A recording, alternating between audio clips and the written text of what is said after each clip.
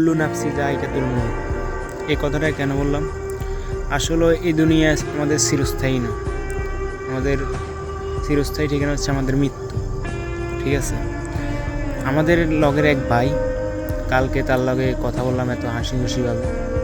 ঠিক আছে, কিন্তু কখনো ভাবতে পারিনি যে ওর লগে কালকে আমাদের লগে লাস্ট মার্কেটিং করবো ওর লগে।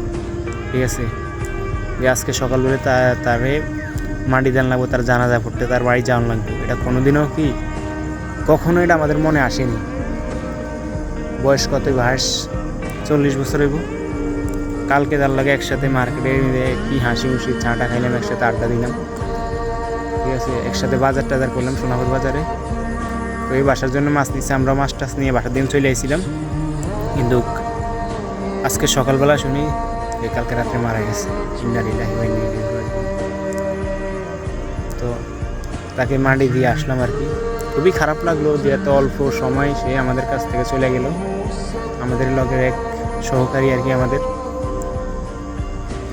কখনো ভাবিনি যে এত তাড়াতাড়ি আমাদের কাছ থেকে সে বিদায় নিবে। কি কোনো কথা কোনোদিন কথা কওয়ার মতন এরকম বাসা নাই। ঠিক আছে, যেন শুনছিলাম সে মারা গেছে তখন তো পুরো উলুট পালট আর কি। কালকে আমাদের লোক একসাথে মার্কেটে ছিল, আজকে শুনি সে মারা গেল।